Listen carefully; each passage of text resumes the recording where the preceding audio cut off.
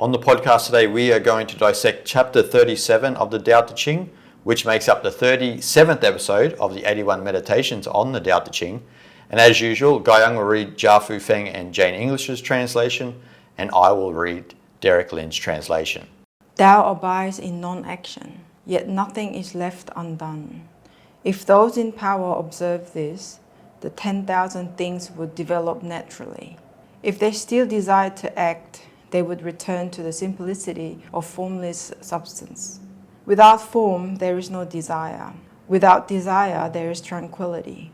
And in this way, all things would be at peace. The Tao is constant in non-action, yet there is nothing it does not do. If the sovereign can hold on to this, all things shall transform themselves. Transformed, yet wishing to achieve, I shall restrain them with the simplicity of the nameless. The simplicity of the nameless, they shall be without desire. Without desire, using stillness, the world shall steady itself. So this chapter goes into the essence and nature of Wu Wei in Taoism. Now we're not talking about Wei Wu Wei, which we find in Confucianism, which is doing, non-doing. In Taoism, we're actually talking about non-doing itself and how in following the path of Wu Wei, the world and even our own lives and our own inner world begin to self-organize. Yes, again, the intelligence of the nature's its essence, isn't it? Like, again, nothing gets undone with non-doing, right? So everything gets done without doing any action, when we don't put any effort or striving towards something, because nature itself is a self-organizing intelligence. That's right. And we also know this personally all in our own lives. Sometimes we're striving so hard to do something in our own life and we're like bashing our head against the wall. We all know this, but then it's only when we allow a little bit of space in our life that things begin to organize themselves. There's a type of metaphysical power, which is what Lao Tzu would call the Tao, which is naturally there in our lives, but often we build a dam in the river and we don't allow the river's power to become our power, which is the virtue that is at the core of our being. But we continue to fight the circumstances of our life. We try to control our life. And the Tao is just saying, sometimes you need to let go. Sometimes you can control. It's not a black or white situation. It's just shades of gray.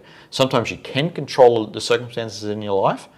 You can control when you go to the bathroom, for example. Sometimes you can't control the bathroom. You might be on a bus or something and you can't control that, right? But there are a lot of times where we just need to let go and allow sort of the world to self-organize. We have to remember that even our own path is natural in our life, right? Even though we may follow artificial means, our life in general is natural. Yes. I think a lot of people would kind of argue with this idea because, okay, if you do nothing, then how can anything get done, right? But again, we're not asking here to just blindly believe things to just happen on its own. We are requiring here to understand the principle of nature, like principle of universe, how, in essence, how it actually works. And we cannot swim against it. So it's not about blindly believing things to happen on its own. And we, like, in a sense, that we're expecting things to happen for you, right? That's not what we're talking about. Here is we need to understand that how universe actually functions and operates itself. And just like, again, in Taoist philosophy, the concept of Ziran, becoming of itself. And when things just happen in nature, we cannot stop nor push it to happen, right? We just let it happen until run its course, right? All we can do is just sit and wait and carry on from there, right? Yeah. That happened just to our life as well. And that's what we are trying to understand. So when we try and make something to happen and it just not going that way, then that's a sign for us to take. And that's, again, gives us opportunity to learn to be humble. Yes. Right? But if you were to keep forcing it, then it'll keep knocking you back and knock you down again and again, then that it's time for you to just take a break for that moment. Exactly. So in this chapter, they're talking about, Lao Tzu's talking about that the Tao is eternal, right? And so it's constant. There's no type of cessation. It's constant, and it's constant in our lives too, though it's hard for us to align with it when we are constantly doing. And so this is actually the nature of wu-wei itself. It's only in embracing that, then you feel that energy move in your life along. Whereas before, you were trying to organize your life a certain way according to your own ego of how you think it should be, and then nothing ever happens, usually, right? Sometimes it does, sometimes it doesn't. But in most cases, it doesn't happen. So that's why Lao Tzu and Zhuangzi emphasized wu-wei in just allowing that space in your life, and then the right things will come at the right time in your life, right?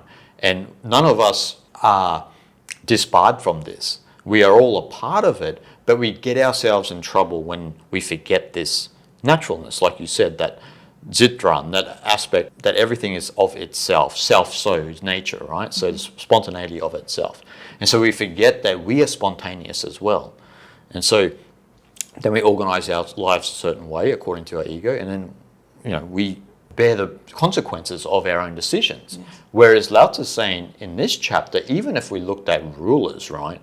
Rulers, if they didn't try to control the situation, they would allow the world to be as it will, and then that may give them a more skillful means of governance, as opposed to trying to control each and every situation according to their own personal agenda.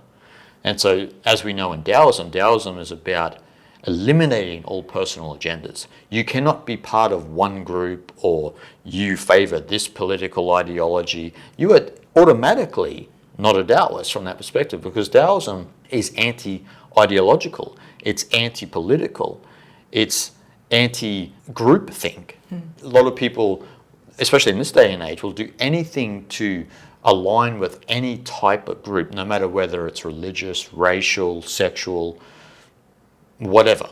People will try to align with a type of group because they think they are part of that group. And essentially, when you make that decision, then that is against the way. And that's why you don't feel the way in your life, because Lao Tzu is saying that's completely silly. Yes. Because we are all fundamentally a part of the Tao. And in the Tao Te Ching, it does illustrate that. It says that the Tao loves and nourishes all, but does not lord it over them. And so we all have that power in our life. And that's why sometimes bad things happen to good people, right? Because they forget the Tao and they try to do too much in their life. Maybe they're too pious, maybe they're too charitable, and then people take advantage of them, and then they bear the brunt of those consequences that they make. It's a big mistake is that we think we are our own entity, right? And we are somewhat not part of nature, but we are actually nature. We are part of nature, as well as we ourselves as species, we are nature as well. Yeah. But because of a lot of distractions outside and lots of noise outside, that we easily forget. So that we kind of solidify the idea of the individual entity. I am this person, I am doing this job and whatnot. That kind of get reinforced more of the idea of ego, to say. So because of that reason, we easily forget how the nature takes course on its own, right? So it's something that we need to always remind ourselves. And again, that's how we can become humble to whenever and whatever the nature takes its course, whichever way it needs to go. Exactly. And it also explains that in this chapter that when we emulate the Tao, exactly how the Tao is, its natural wu-wei nature, is that, we've already mentioned this briefly, but things just fall into place in your life when you're actually coming from that place. Now, as you said, a lot of people will be skeptical of that type of thinking, but just try it. It's a a personal challenge to each and every one of you watching and listening to the podcast, is allow that space in your life and watch things fall into place in your life, where there's kind of this metaphysical guidance going on. And I know that may sound woo and new agey, but just allow that in your life, and then you'll start to understand what the actual Tao is.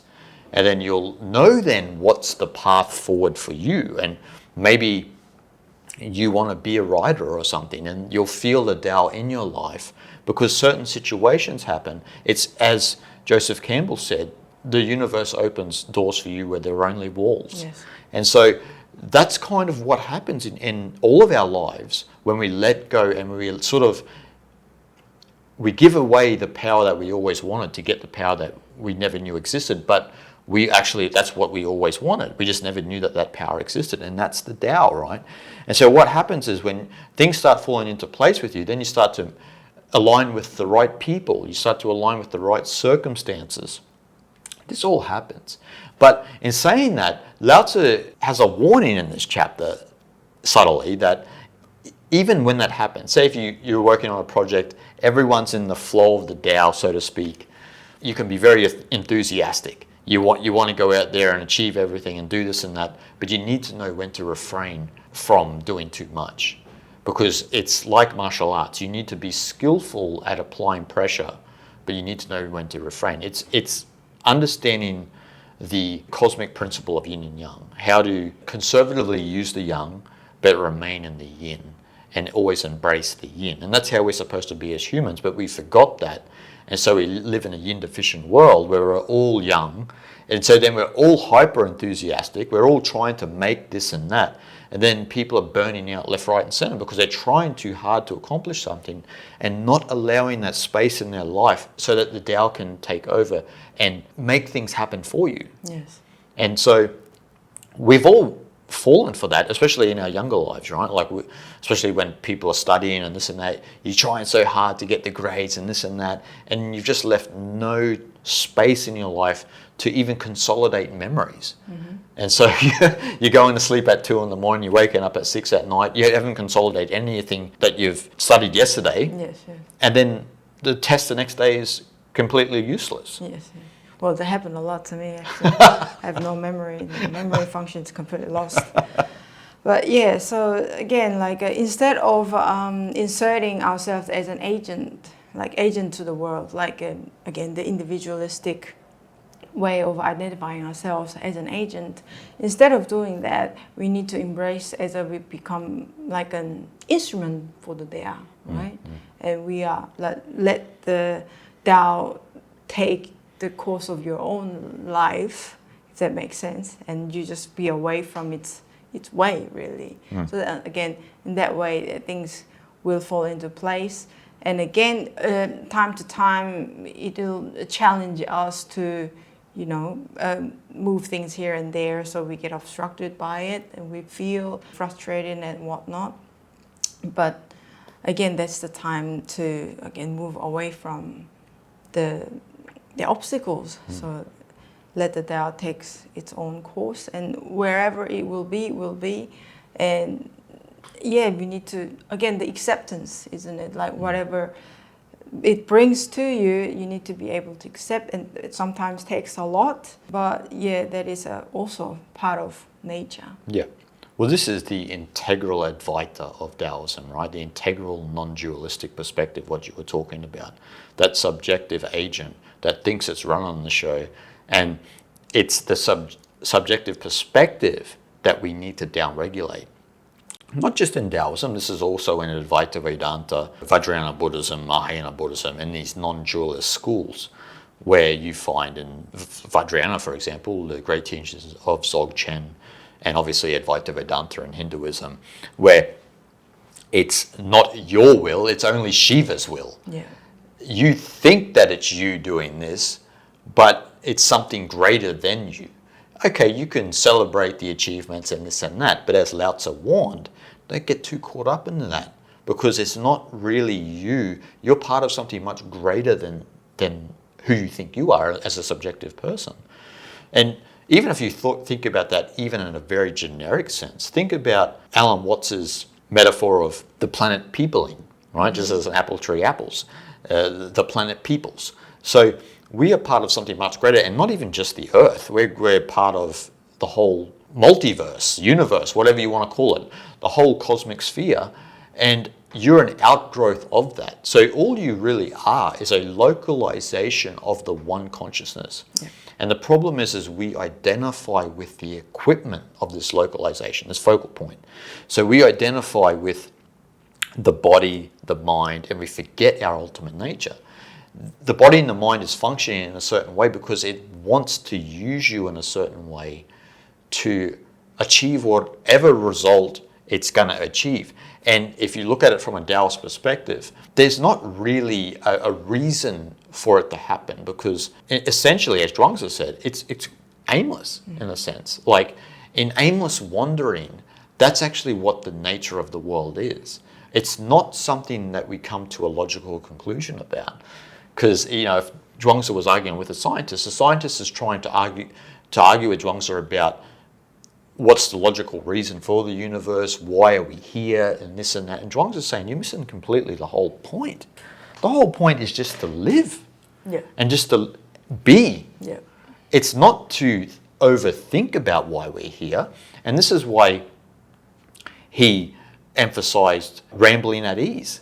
Yo, in Chinese, to ramble at ease, to live an aimless life, but somehow in doing so, you experience the majesty and the beauty of this world, rather than trying to analyze and calculate, why are we here?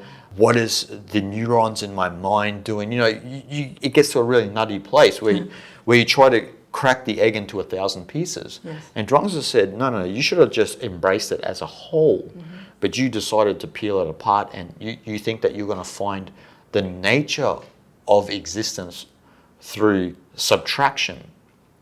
But that's not how it is.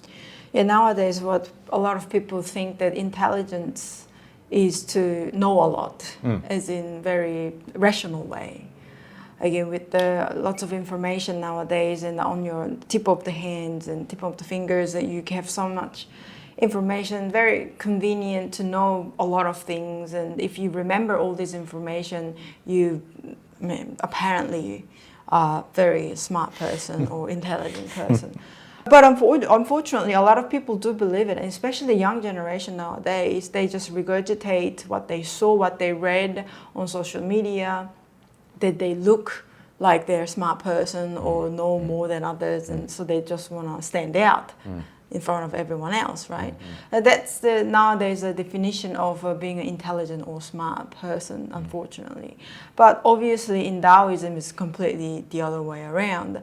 Real sense of intelligence means that just a sweet spot between rational and intuitive mind. When marriages come together, they're complete in the middle spot. That's where your true intelligence can shine through of itself, right? Yeah. So nowadays, the intuitive part is not getting recognized at all, right? People don't acknowledge how important it is to just lose your mind sometimes and just let life take its course, and you just play. You just play within that game, so to say. Like sometimes you need to, turn off your phone, turn off your computer, and just be away from all these distractions. Go into nature, and play with the animals, and enjoy the sun, enjoy what the nature can provide for all of us, the trees and flowers and all these things. That's where we feel actually very relaxed, because that's our natural state, actually. Yep.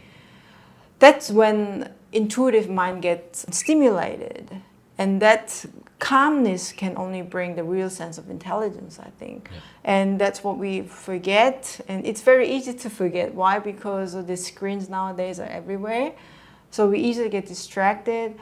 And they look so fascinating and interesting, and take your all attention at once, so you completely forget, like what's happening on the other side of the brain. Exactly, yeah.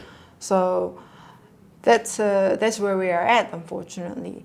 But that is, again, gives us opportunity to remind ourselves what makes us really intelligent, which is an intuitive mind. Yeah, that's a great point, because the younger generations have reduced everything to logic. And you and I have experienced this many times, actually, where some people in the younger generation will think they actually know what they're talking about, but they may have just read it on Wikipedia or on a social media post. And then you can tell that they don't really know it, because as to your point, they're only operating in the rational part of the mind, their prefrontal cortex, and the majority of their mind, where the intuitive faculties arise, they are completely disconnected from that. And we're seeing that in the modern day where younger people have a harder time reading facial cues. They are awkward in conversations with people, and even in their own age group, because they're constantly looking at the screen. And so when we overlay this into spirituality, and we've seen this personally, where we've had young people who say that they know or they have knowledge in something, but they're always fidgeting, they're always playing with their phone.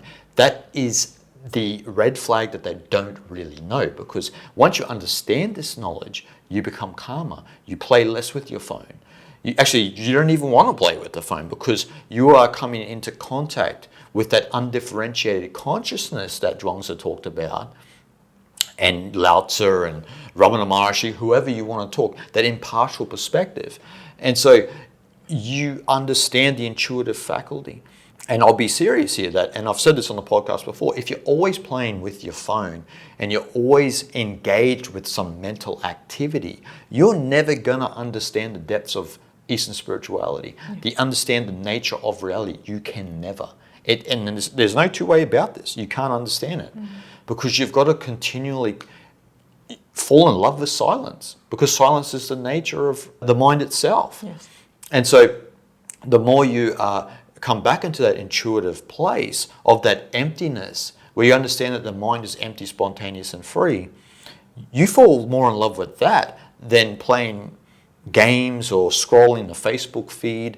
This is all cute, right, for connection and this and that. But if you're constantly attached to it, this is the problem. This is the problem. You can never go deep into it.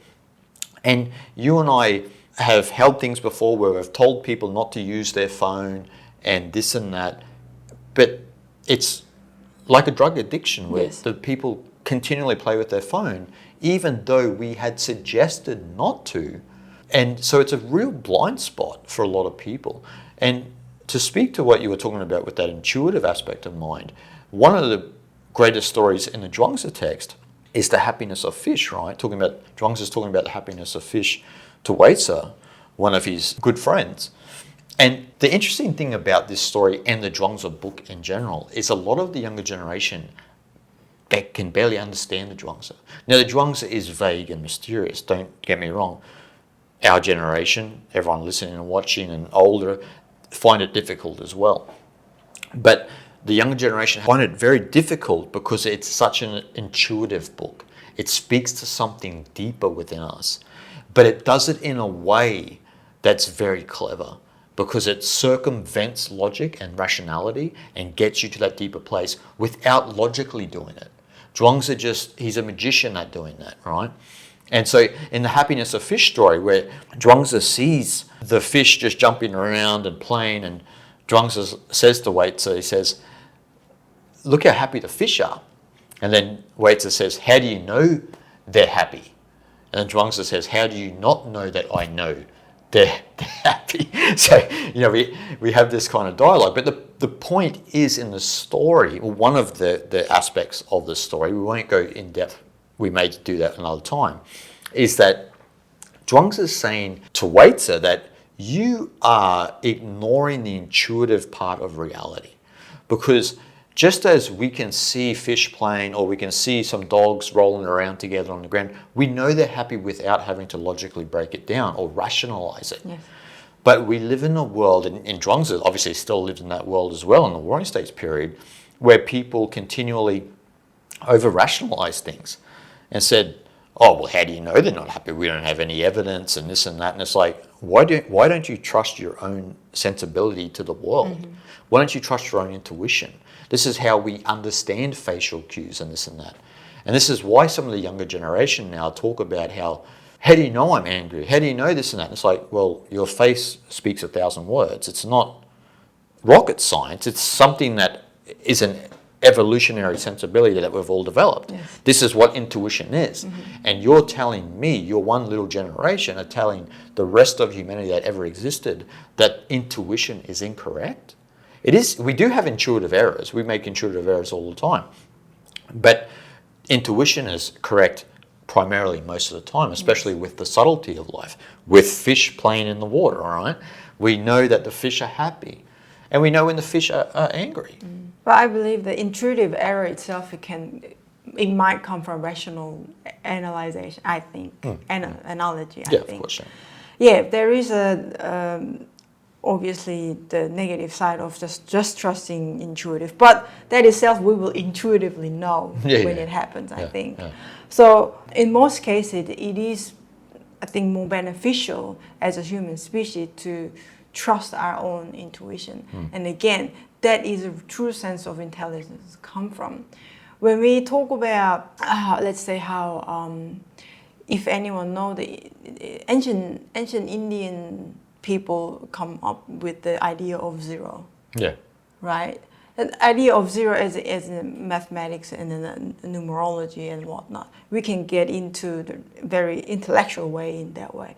But the only reason, not only reason, but one of the many reasons why they did understand the concept of nothingness, it's because the pure consciousness, the level state of pure consciousness, as in Brahman, that's identical in Atman, in the individual, in us, so that they understood that concept of nothingness, in sunyata in Buddhism.